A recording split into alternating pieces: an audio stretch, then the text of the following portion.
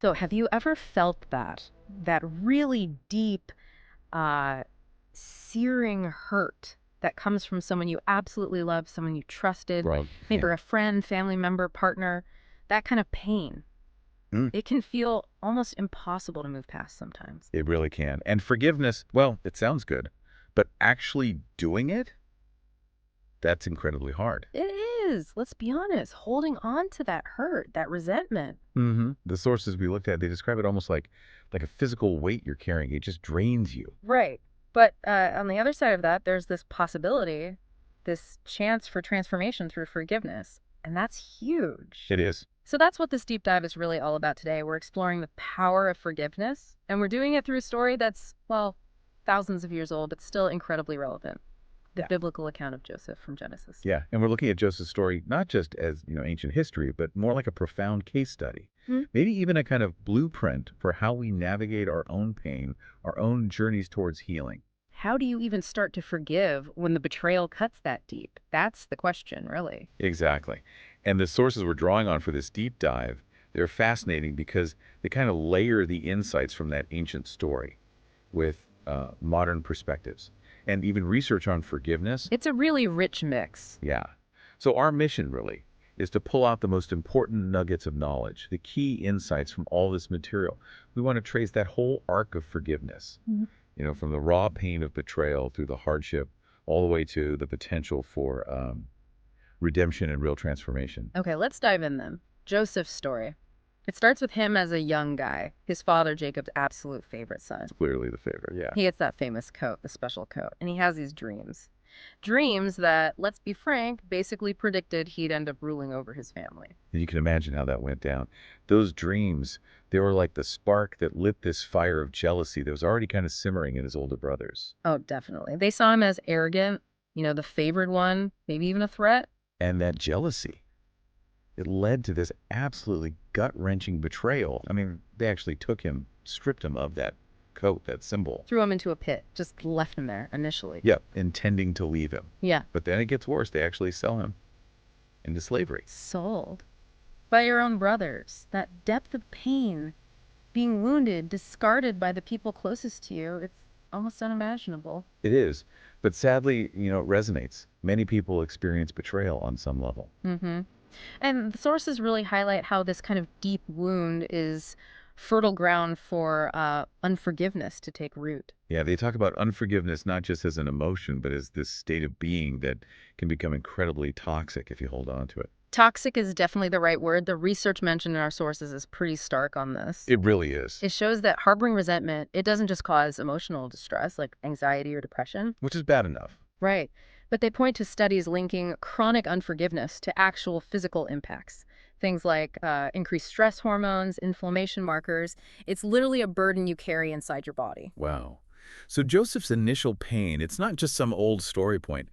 It connects really deeply to that universal human experience, doesn't it? Feeling Yeah. abandoned, misunderstood, wounded by people you trusted. Yeah, that initial betrayal sets the stage, but his story, thankfully, doesn't end there. No, it doesn't. Yeah. Which brings us to the next huge challenge in his life, prison. Right. After being sold, he ends up in Egypt, actually does well for a bit in Potiphar's house, finds favor, Things are looking up. and then boom, falsely accused by Potiphar's wife, thrown into prison. Just another devastating blow, completely unfair. It really seems like just one hardship after another for him. But what's remarkable, and this is something the sources really emphasize, is Joseph's response, Hmm? even in prison. Yeah, he didn't just sink into despair, did he? No. He somehow remained faithful. He used his gifts, interpreting dreams for other prisoners, helping people. He even found favor with the prison warden eventually. Just kept going, Yeah. kept moving forward. And this is where the sources connects his journey to ideas like resilience and even post-traumatic growth. Exactly. Post-traumatic growth.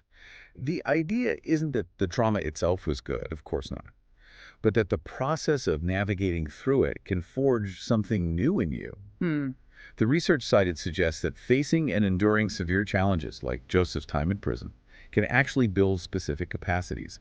Things like better coping skills, maybe a deeper sense of purpose, or even a shift in perspective that leads to more empathy. So his time wasn't wasted. It was almost like preparation Yeah. in a really strange, hard way. Yeah.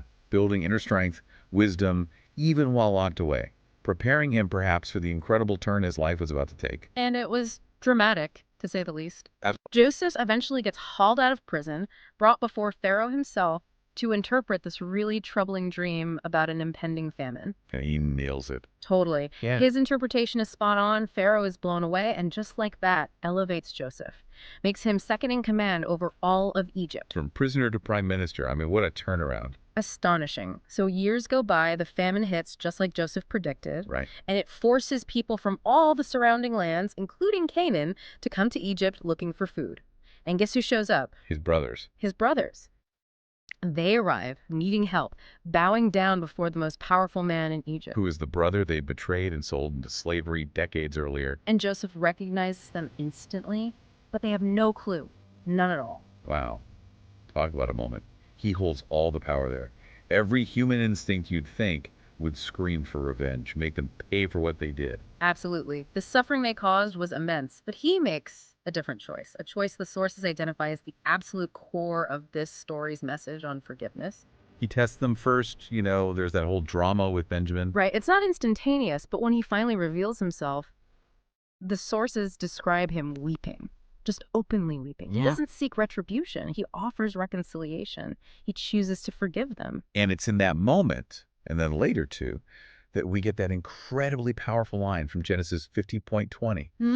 After their father Jacob dies, the brothers are terrified he'll finally get revenge. Understandable. But Joseph says to them, "You meant it for evil, but God meant it for good." Wow, that one line, it just captures everything. The sources call this redemptive forgiveness. Redemptive forgiveness. I like that. It doesn't deny the harm, does it? It acknowledges you meant it for evil. Right, it sees the reality of the hurt. But it also sees a bigger picture. A possibility that something good, something transformative could somehow come out of that immense pain. And the impact is just profound. Joseph's choice, it didn't just save his family from starving, which is huge in itself. It reconciled a completely broken family. But just as importantly, maybe more so for him, it freed Joseph himself. It freed him from the bitterness, the resentment that could have just eaten him alive after everything he went through. Yeah, absolutely. And the sources linking this to modern research on forgiveness, they're really compelling here. They are. They talk about the psychological benefits, the social benefits, Yeah. how letting go of that deep-seated anger can genuinely improve your mental health, reduce that burden of stress. And open the door for healthier relationships, right? Maybe even with the person who hurt you, if that's possible, but definitely in your life generally. Exactly. Joseph's own experience seems to mirror these documented benefits of letting go that researchers find today. It really shows that forgiveness, it's often a gift you give yourself, isn't it? Not just the other person. That's a great way to put it. So, okay, we have this ancient blueprint from Joseph, these modern insights. Right. How do we actually do this in our own lives? From forgiveness feels like climbing Mount Everest. Yeah, that's the million-dollar question, isn't it? Well, the sources offer some practical steps, and they seem grounded both in Joseph's story and in recent research findings. Okay, like what? Well, first, it seems crucial to acknowledge the hurt. You can't just bury it or pretend it didn't happen. You have to sort of name it, bring it out into the light. Okay, don't minimize it. Right. The research suggests just identifying the pain, maybe journaling about it or talking about it, is a really vital first step in processing it safely. That makes sense. Acknowledgement first. Then what? Then, the sources frame forgiveness very clearly as a choice. Not a feeling. Exactly. It's presented as a decision you make. Maybe a decision you have to make over and over again, honestly. It's not like a switch flips and you suddenly feel forgiving. Right. It's deciding to release the debt they owe you, to let go of your right to get even, or keep holding on to that resentment. Precisely. And then, another step mentioned is trying to practice compassion. Now, this one can be incredibly hard, especially when the wounds are deep. Yeah, that sounds tough. How do you find compassion for someone who betrayed you like that? It is tough. Yeah. But the idea isn't necessarily about excusing the behavior. It's more about trying to understand the other person's perspective, maybe their own brokenness, their motivations, seeing them as a flawed human being, perhaps. Okay. Not excusing, but maybe understanding the context a bit more. Yeah. Yeah. And some research even suggests that practicing compassion exercises can actually change neural pathways, making it a bit easier to move away from anger over time. Interesting. Okay. Acknowledge the hurt. Choose forgiveness as a decision. Try for compassion. Yeah. What else? Lean on something bigger than yourself. For Joseph, clearly, that was his faith in God. Right. But whether you call it faith or spiritual grounding or tapping into your deepest values or inner reserves, asking for strength seems crucial. Because forgiveness can feel impossible just using your own willpower. That resonates. Sometimes you need help from somewhere else. Definitely. Heh. And finally, seek support. Don't try to go through this alone. Yeah. Talk to someone. Exactly. A trusted friend, a counselor, a pastor, a support group. Someone who can listen without judgment. Research highlights how having that validation and perspective from others is really important for successful forgiveness journeys. Okay, those are really practical steps. And just to reiterate, the sources are super clear. None of this is about saying what happened was okay. Not at all. It's not about excusing the wrong. It's about freeing yourself from the power that wrong holds over you, getting out from under its control over your emotions, your well-being, even your physical health, as we talked about. Exactly. And the benefits, as we mentioned, they're significant. The studies cited in the sources show releasing that burden can genuinely reduce stress, improve mental clarity, strengthen your relationships moving forward. And even potentially impact your physical health positively. Better heart health, things like that are mentioned. Yeah, real tangible benefits. So when you look back at Joseph's incredible journey, I mean, from the pit to the palace, from betrayal to blessing, the core message that really comes through is powerful, isn't it? It really is. Forgiveness. It isn't weakness. It actually requires immense strength. And it isn't forgetting or minimizing the harm. It's a conscious choice, often a really difficult one, to move towards healing, towards reconciliation maybe, choosing love or release over revenge and staying stuck in that pain.